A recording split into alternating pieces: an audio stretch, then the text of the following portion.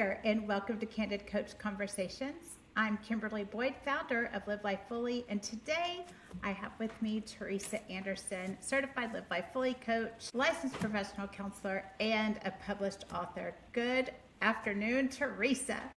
Good afternoon, Kimberly. It's awesome to be here with you. So glad to see you. I have been thinking, and I remembered back to the GrowthDay event that we went to, and on day, yes, GrowthDay. So that was a 3-day event, I think. I think so, yeah. Anyway, and there was a big group of us that went, and so I've been thinking back to that last day, day 3, and I don't really know what happened. I was not sitting with you. I was sitting over in a different section.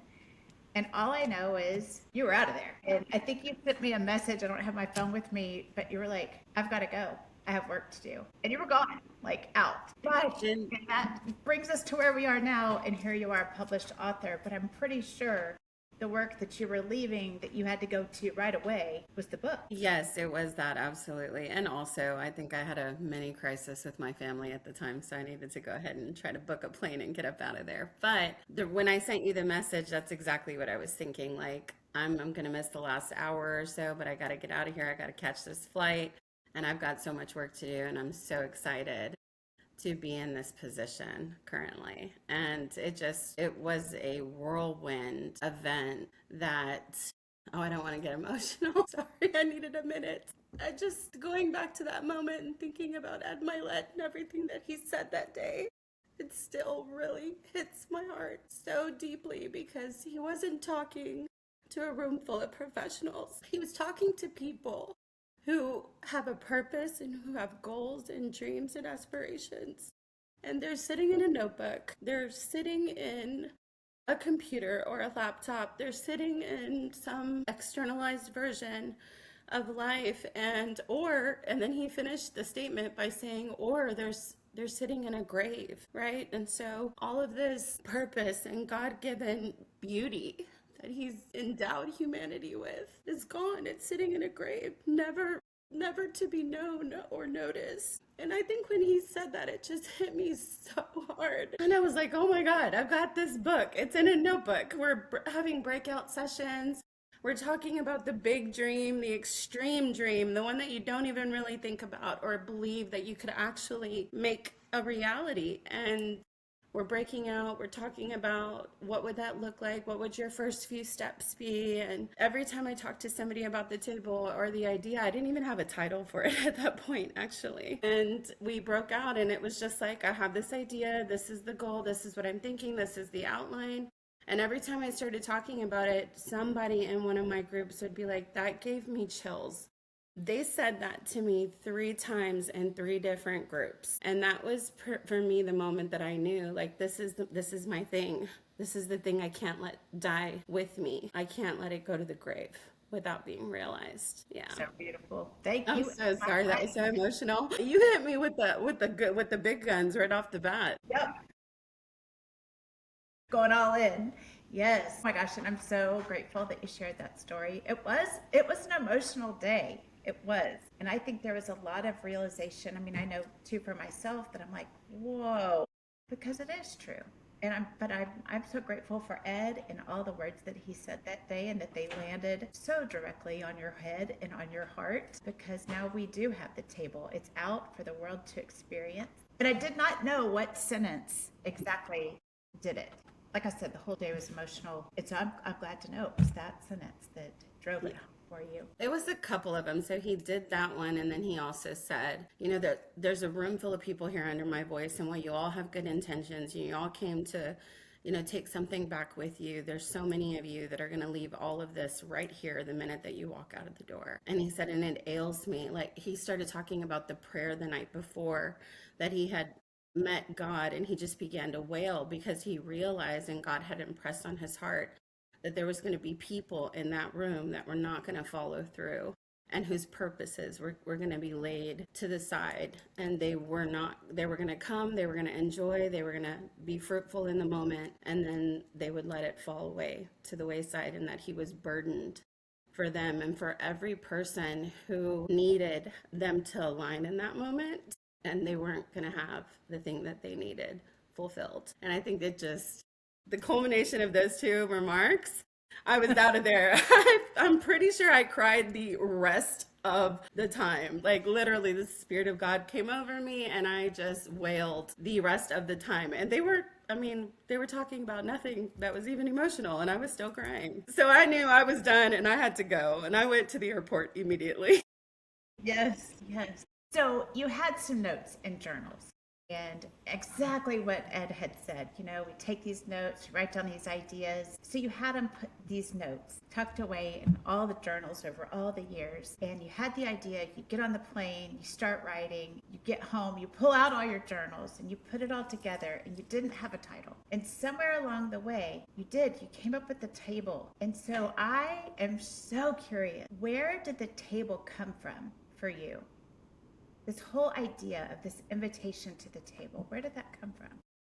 I think it's probably twofold for me because after working, of course, as a trauma therapist and sitting with people in some of the hardest moments of their lives, you always hear these questions like, will I ever be myself again? When will I finally let this go? When will these broken pieces stop defining me? When will they stop affecting my future? Right. And so this idea that of this beautiful refuge where 7 women are going to come, and they're literally, it's more about a becoming than it is anything else. But in order to become, sometimes we have to sit with the hard parts, right? And so the idea is more so what I wanted readers to experience in a narrative form, what it looks like to meet fragmentation and then sit with it and then choose to move forward into a future that is to be able to future cast from that moment and from that place and actually see a future for them that looks more like what they've always wanted and what their purpose is and how to define their lives. And so the table was the meeting place. It was like, where do we take these two pieces of humanity, these experiences, one of deep pain and sadness and fragmentation, and how do we get to the future self? How do we get to the purpose driven, the I'm living life fully version of ourselves? And to me, the answer was at the table. So that's where it came from. So beautiful. So did any of the women surprise you, or as you were writing and the women they're coming to life on these pages, did any of them surprise you? I think they all surprised me a little bit because, not only was I writing from like stories that I've heard and also from my own story, but it was this idea of being able to like really let them speak in the moment. So even like Firefly, like her just nonchalant 12-year-old version of events who's thinking about Cheetos and hot sauce, and doing things she's not supposed to be doing. And also like writing in her note, like, how do I go to a magical dinner, right? The whimsical wonder of that. And also to see her as this whole being, like she couldn't see herself in that way. She couldn't see how whimsical she is. She couldn't see how magical and ethereal she is, but she knew the pain and she knew the rules. And that's really how she saw herself. But to be able to really like see the fullness of her, I think is what's beautiful about every single character. If I had to pick one that I loved the most, it would probably be Rebel, just because Rebel is just an in your face and I don't care what you think and this is who I am, and you don't know how I got here. So you don't get to judge me. You don't, and she's almost like, you can't judge me any harder than I'm already judging myself in a lot of ways.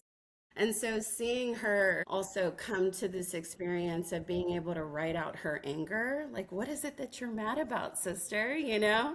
It was also, so I can't pick one because I had that experience with every single one of them, I think. Okay, so a little surprised by each one, and If you had to pick one, your favorite would be Rebel. Okay, so what makes Rebel your favorite? I mean, I know that she's like, you can't judge me more than I'm judging myself. Is there anything that like really resonates with you about Rebel? Or do you see yourself in Rebel at all? I think if I had to look back on my story, I think the rebel in my story was really the grit that got me through, right? And I think that that grit stayed with me for the rest of my life. If I feel like it transformed over time and it turned into these other versions of grit, maybe even grace, maybe from grit to grace at some point. But I do think that that piece of me or rebel and others is it was that defining thing that this is the thing that's going to get me through. This is the way that I'm going to get to the end of all of this. Yeah. So awesome. So, for the readers out there that do not know anything about you, what do you want readers to know? Like, who is Teresa Anderson? As they are sitting at the table with these women, what do you want them to know about you and about your heart? I think what I want readers to know about me in particular is that I am a kind of person. I'm the type of human that has probably been where you've been and then some. And also where I have not been, I'm willing to sit with you and I'm willing to hold stories, hold pain, and also help you get to the point where you really transmit that energy into something that is fulfilling and beautiful and fulfills your soul, your spirit, your energy in a way that you've never really been able maybe to transcend. And that's something that the table really embodied for me as I was writing it and as I got through it, because I had my own emotional struggles with it for sure. A couple of EMDR sessions, a couple of crying to my friends about, I don't know if I can do this, right? We all have these doubts, these fears, these experiences. And in writing it, it was, having, I know for you, Kimberly, you talk about elephants and how the elephants, they congregate and they protect their own and they're very protective and nurturing, and they're also a force to be reckoned with. And I think that's something that I embody and I want to embody in my relationships. And that's what I want readers to know, that you're reading a book that was written by somebody who understands where you're at, but can also see where you're headed and can sit with you in the deepest, darkest spaces and not look away, because I'm not afraid of what you've been through. And I think that's really what I want people to see about me specifically when it comes to who I am as a person, what I embody in coaching and therapy, and also, part of the reason that I wrote the table. So I love it. I do. So good. And it's beautiful and it's true. I mean, I would definitely say that you can sit with people through their pain and in their pain with them, and you are a force to be reckoned with. Such a good way, like so protective and so loving and caring. And so I don't mean it as a bully way. I mean it as, no, I'm going to protect and hold and love, have compassion and empathy. Yeah. yes, when you said that right now, so while I was doing like digital rollouts for the table, there was this image that I created, and it was actually at Firefly. She was at the front, and behind her were all 6 of the other women, Nice. almost like the elephant, right? Yeah. Almost like that was their baby, that was their pride, and the rest of them were lining up to say, we're here and we've got you. So good. Yeah. Yeah, I love that. Okay, so I'm sure people are going to want to know, where can they get a copy of the table? Right now, I know that it's on Walmart.com. I know it's on Amazon. I know it's on Barnes and Noble. I'm also I'm in the middle of developing an author's page where I'll be able to offer it as well. Working with Live Life Fully to get it on this store there. And I'm pretty sure it's going to be available almost anywhere that you can purchase a book by the end of the marketing rollout. Great. Also, it's available in English, Spanish. It'll be available in audio and also e-reader. Oh my gosh, and as you said that, which is so exciting, and yes, it is available in the Live Life Fully store, so that's llfully.com, as well as the bookstores. And as you were listing those places off, Teresa, readers also need to know what you're currently working on. Oh, but wait, there's more. Yes, I'm actually working on the workbook, and so I did have a preliminary copy already ready to go, but once it was all said and done and I looked back on it, I wrote that workbook probably like 7, 8 months ago now.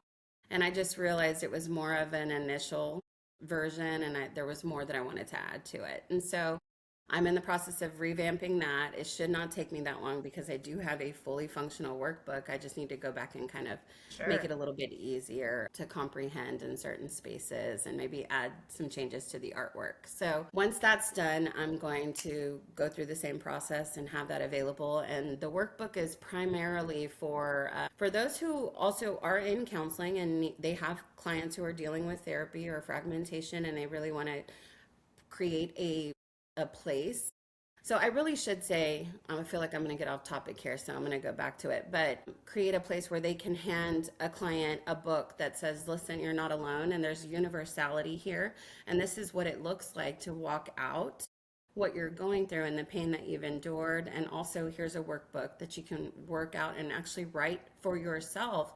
What does this story say about you, and what do your stories mean and say, and who were you in all of these moments and occurrences? There's a process there. And when you said why the table, so we talked a little bit about kind of like the generalisms of how the table occurred, but I really do want to, I need to point to Fraser's dissociative table, because that's actually one of the therapeutic models that also sparked the table for me. So as far as counselors and therapists who are going to use this more for their trauma cases, it has a more specific purpose, and it'll look a little bit different than the average reader who's walking out their storyline and really trying to find themselves and their future self and future cast. It'll look a little bit different. So it's twofold in that way as well. But yes, the workbook is coming online, and I'm going to get that out as soon as possible. I hope by the end of the year for sure.